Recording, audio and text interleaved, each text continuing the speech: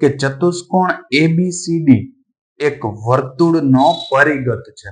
પરિઘત એટલે કે વર્તુળની આજુબાજુમાં આવેલું હોય ને, વર્તુળની ફરતે આવેલું હોય અથવા તો વર્તુળની આજુબાજુમાં આવેલું હોય ને એને એનો પરિઘત કહેવાય.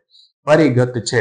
જુઓ આકૃતિ અને એની બાજુમાં તમને એની એક આકૃતિ પણ આપેલી છે અને એમાં એવું કીધું તો સાબિત કરો કે AB પ્લસ CD બરાબર AD પ્લસ BC.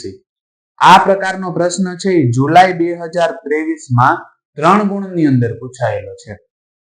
અને ત્યારબાદ આ પ્રશ્નને એક બીજી રીતે પણ પૂછી શકાય છે. સાવ સહેલું જ છે, એમાં કંઈ અઘરું નથી. એ રીતે પણ પૂછે તો આ જ જવાબ લખવાનો થશે. હવે અથવા કેવી રીતે પૂછાઈ શકે તે પણ આપણે જોઈ લઈએ.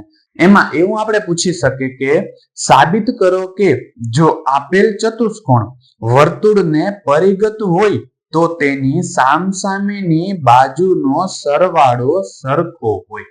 આવું મારે સાબિત કરવાનું છે અને આ પ્રકારનો જ પ્રશ્ન માર્ચ 2020 ની અંદર પૂછાયેલો છે અને આ પ્રશ્ન 3 ગુણની અંદર પૂછાઈ શકે છે. તો સૌપ્રથમ તો એની અંદર જે આકૃતિ આપેલી છે એ આકૃતિ હું અહીંયા દોરી નાખું છું. તો કંઈક આ પ્રકારની આકૃતિ મને એની અંદર આપેલી છે અને મારે એવું સાબિત કરવાનું છે કે સામસામેની બાજુની લંબાઈ કેવી થાય? સમાન થાય. પેલા તો જે માહિતી આપણે આપેલી છે ને એ આપણે લખી નાખીએ, કેમ કે નોર્મલી જ્યારે કોઈ પણ વખતે તમને સાબિતીનો દાખલો પૂછાય ત્યારે પક્ષ અને સાધ્ય લખો તો સૌથી વધારે સારું. તો આની અંદર સૌપ્રથમ આપણે પક્ષ અને સાધ્ય લખીએ. તો સૌપ્રથમ હું એ લખું છું પક્ષ. પક્ષનો મતલબ શું થાય કે જે વસ્તુ તમને આપેલી હોય ને એને આપણે પક્ષ કહેવાય. તો આની અંદર શું આપેલું છે કે એક વર્તુળ આપેલું છે અને તેને પરિઘત એક ચતુષ્કોણ છે. બરોબર, એટલે હું અહીંયા લખી નાખું છું કે ABCD એ વર્તુળને પરિઘત છે, કેમ કે આ ABCD જે ચતુષ્કોણ જેવું બને છે એ શું છે? વર્તુળને પરિઘત. પરિઘત એટલે કે ચારે બાજુથી ઘેરે એવો ભાગ છે. તો હું અહીંયા લખી નાખું છું કે ચતુષ્કોણ ABCD એ વર્તુળનો પરિઘત છે. અને સાધ્ય, તો સાધ્યની અંદર જો બે પ્રકારે પ્રશ્ન હતા, એમાં એવું કહી શકે કે સામસામેની બાજુના માપ સમાન. હવે જે બાજુના માપ છે આકૃતિ આપેલી હોય તો તમે આ પ્રકારના નામ આપી શકો છો. બાકી જો આકૃતિ ના આપી હોય ને કોઈ પણ પ્રકારનું નામ પણ તમને ના આપેલું હોય તો તમે કોઈ પણ નામ નિર્દેશન કરી અને સાબિતી કરી શકો છો. તો અત્યારે આપણે આમાં સામસામેની બાજુના માપનો સરવાળો સમાન થાય એવું આપેલું છે, તો આપણે તે અહીંયા સાબિત કરવાનું છે એટલે લખી નાખું છું. સાબિત શું કરવાનું છે? AB પ્લસ આ પેલી બાજુ AB, એની સામેની બાજુ કઈ આપી છે? CD બરાબર શું થાય કે AD પ્લસ શું થશે? BC. આવું મારે સાબિત કરવાનું છે. તો કેવી રીતના સાબિત કરીએ તે પણ આપણે જોઈ લઈએ. તો જો સૌપ્રથમ તો આપણે જોવા જઈએ તો ધારો કે આ જે ભાગ છે ને આ એક બિંદુ છે, જે બિંદુને કહી દઉં છું A, અને ધારો કે આ વર્તુળ છે, O કેન્દ્રિત વર્તુળ છે. બરાબર, અને આ વર્તુળની અંદર આપણે જોવા જઈએ ને તો એ બિંદુમાંથી જો અહીંયા સ્પર્શક દોરેલા છે. શું દોરેલા લાગે છે? સ્પર્શક દોરેલા લાગે. એવી રીતના B બિંદુમાંથી આ સ્પર્શક દોર્યો એવી રીતનું લાગે છે. બરાબર, અહીંથી અહીંયા સુધીનું ને અહીંથી આવી રીતનું. C બિંદુમાંથી આમ સ્પર્શક દોર્યો એવું લાગે છે. શા માટે? કે આ વર્તુળને એક એક બિંદુમાં જ છેદે છે. એવી રીતના બહારના દરેક બિંદુમાંથી વર્તુળને એક સ્પર્શક દોરેલો હોય ને એવું આપણે અહીંયા દેખાય છે.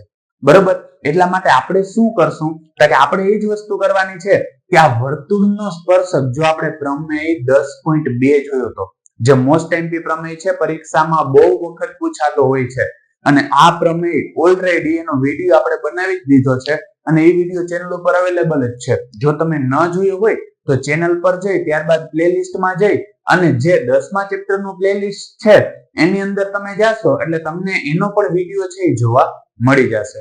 હવે જો આની અંદર આપણે સાબિત કરવું હોય તો હંમેશા એટલું ફિક્સ જ છે કે વર્તુળના બહારના બિંદુમાંથી વર્તુળને દોરેલા સ્પર્શકની લંબાઈ સમાન હોય. એટલે એ બિંદુમાંથી આમ સ્પર્શક અને આમ સ્પર્શક જે દોરેલા હશે એની લંબાઈ શું હશે?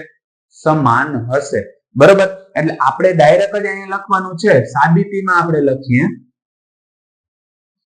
પહેલો તો એક મુદ્દો લખી નાખો છો. આ મુદ્દો એટલા માટે હું લખું છું કે જેથી તમને આઈડિયા આવી જાય, પાછું ગમે ત્યારે તમે વાંચો તો પણ તમને ખબર પડી જાય કે આ કેવી રીતનું તમારે લખવાનું છે અથવા આ સ્ટેપ કેવી રીતનું આવ્યું છે. એટલે હું અહીંયા લખું છું અહીં A B C અને D એ વર્તુળના બહારના બિંદુ છે બરોબર. શું છે કે વર્તુળના બહારના બિંદુ છે અને તેથી હું અહીંયા લખું છું તેથી પ્રમેય 10.2 મુજબ.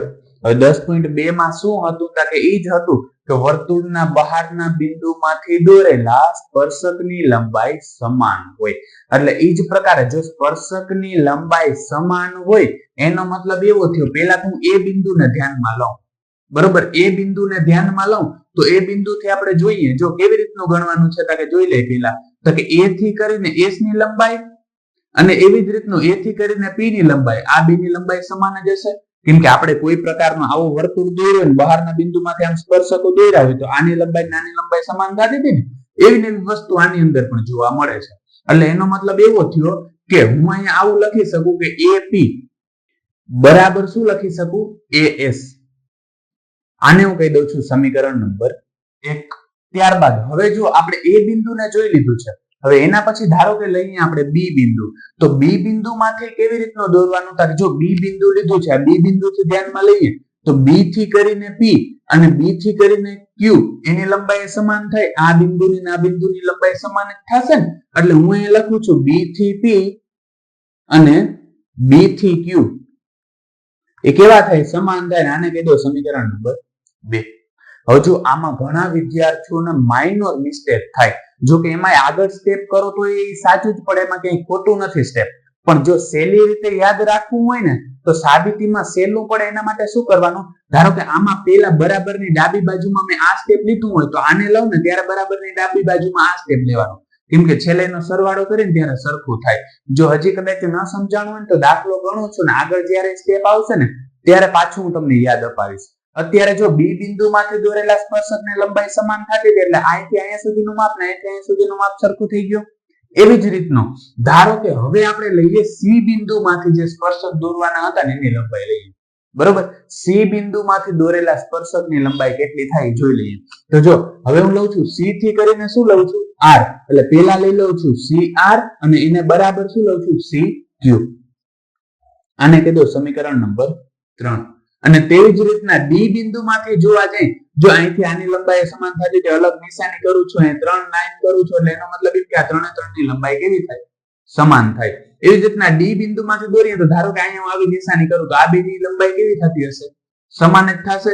તો આપણે જો અહીંયા લખવું હોય તો શું લખી શકીએ કે D થી R બરાબર શું થશે? DS. અને આની લંબાઈ સમાન થાય. અને આ કેટલામું સમીકરણ થયું? ચોથું સમીકરણ થયું. હવે આ દરેક વસ્તુ થઈ ગઈ.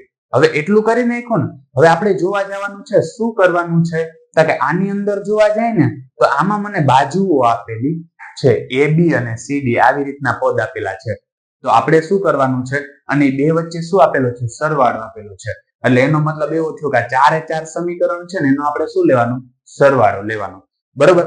એટલે હું અહીંયા લઉં છું સમીકરણ 1 થી 4 નો સરવાળો લેતા. એટલે હવે આ જેટલા પણ સમીકરણ છે ને એનો હું સરવાળો કરી નાખું છું. સરવાળો કરી એટલે એનો મતલબ શું થાય કે ડાબી બાજુના હશે ને ડાબી બાજુ સરવાળો કરીશ, બરાબરની જમણી બાજુના હશે ને જમણી બાજુ સરવાળો કરીશ. એટલે યાદ રાખજો પેલું પદ શું હતું? AP. પેલા ડાબી બાજુનો સરવાળો કરું છું. પેલા AP લીધું પ્લસ શું થશે? BP પ્લસ એના પછી શું થશે કે એના પછી સરવાળામાં શું આવે છે? CR. પછી એના પછી સરવાળામાં શું આવે છે? DR. બરાબર. હવે બરાબરની આ બાજુના જેટલા પદ છે ને એ બધા પદ લઈ લઉં છું. પેલા આપેલું છે AS, પછી શું આપેલું છે? BQ, પછી શું આપેલું છે? CQ અને પછી શું આપેલું છે? DS. આવું કંઈક મને સરવાળો કરતા જોવા મળે છે. તો હવે ત્યારબાદ આપણે શું કરવાનું છે? પહેલા તો આપણે જોઈ લઈએ અહીંયા જે પદ આપેલું છે શું આપેલું? AP અને પ્લસ શું આપેલું છે? BP અથવા તો PB કયો કે BP કયો, બે કેવું થઈ ગયું? સરખું જ થયું. એટલે આ બે પદ જોવા જાય ને તો આ બે પદમાં AP પ્લસ PB કયો બરોબર. તો આ આખે આખું માપ શું થશે? અહીંથી અહીંયા સુધીનું પ્લસ અહીંથી અહીંયા સુધીનું, એટલે આખે આખાને AB લખવું હોય તો લખાય. જો આનો સરવાળો જોઈએ AP અને પ્લસ PB આપ્યું એ શું છે આ થયું બરોબર આ બંનેનો સરવાળો કરી તો શું થશે આખું AB જ થશે એટલે હું અહીંયા લખી શકું AB જો આકૃતિ પરથી જ છે એટલે ખાસ ધ્યાન આપજો આકૃતિ દોરેલી હશે એમાં જોઈને જ તમારે ગણતરી કરવાની થશે ત્યારબાદ અહીંયા જોવા જઈએ તો અહીંયા શું આપેલું છે CR અને DR તો જોઈ લે CR ક્યાં છે અહીંયા છે અને DR ક્યાં છે અહીંયા છે CR પ્લસ DR એટલે આ ટુકડો પ્લસ આ ટુકડો આ બેયનો સરવાળો કરો તો આખે આખું શું થશે CD થશે એટલે આ આખે આખું પદ હતું અહીંયા હું શું લખી શકું CD અહીં બરાબર આપ્યું હતું એટલે હું શું કરી નાખું છું બરાબર હવે આ બાજુ જોઈએ તો આ બાજુ શું આપેલું છે અહીંયા AS છે હવે AS ની સામે મારે AD લેવું હોય તો અહીંયા શું હોવું જોઈએ DS તો આ બાજુ કે DS છે તા કે આર્યું આ બેને જોવા જઈએ તો AS અને DS આ બેનો સરવાળો કરી તો શું થશે જો અહીંયા આપ્યું AS અને વચ્ચે સરવાળાની નિશાની છે ખાલી અરેન્જ કરવું હોય તો તમે અરેન્જ કરી શકો આને અહીંયા લખવું હોય તો એ લખી શકાય આને અહીંયા લખવું હોય તો એ લખી શકાય એટલે AS પ્લસ DS આપણે જોવા જઈએ તો AS પ્લસ DS એટલે આ આખે આખાના આ બેનો સરવાળો કરીને શું થશે AD થશે એટલે અહીંયા હું શું લખી શકું છું AD વચ્ચે પ્લસ કર્યો કેમ કે બાકીની નિશાની કેવી છે પ્લસ ની તો અહીં જોઈએ BQ અને CQ હવે જોઈએ BQ અહીં BQ અને CQ એટલે આ બેનો સરવાળો કર્યો તો આખે આખું શું થશે BC થશે એટલે અહીંયા હું શું લખી નાખું છું BC હવે જોવા જાય તો જે આપણે સાબિત કરવાનું હતું ને થઈ ગયું શું આપ્યું AB પ્લસ CD એટલે AB પ્લસ CD બરાબર AD પ્લસ BC તો અહીંયા AD પ્લસ BC મળી જાય છે અને આ જ વસ્તુ આપણે સાબિત કરવાની હતી તે અહીં સાબિત થાય છે એટલે છેલ્લે આપણે લખી નાખશું આવી રીતનો એરો કરીને કે જે સાબિત થાય છે તો વિદ્યાર્થી મિત્રો આજ માટે બસ એટલું જ જો તમને અમારો આ વિડીયો પસંદ આવ્યો હોય તો વિડીયોને લાઈક કરીને ચેનલને સબસ્ક્રાઇબ કરવાનું ન ભૂલતા કારણ કે જ્યારે તમે વિડીયોને લાઈક અને ચેનલને સબસ્ક્રાઇબ કરો છો ત્યારે અમને મોટિવેશન મળે છે અને આ જ પ્રકારના વિડીયો અમે તમારા માટે બનાવી શકીએ છીએ ધન્યવાદ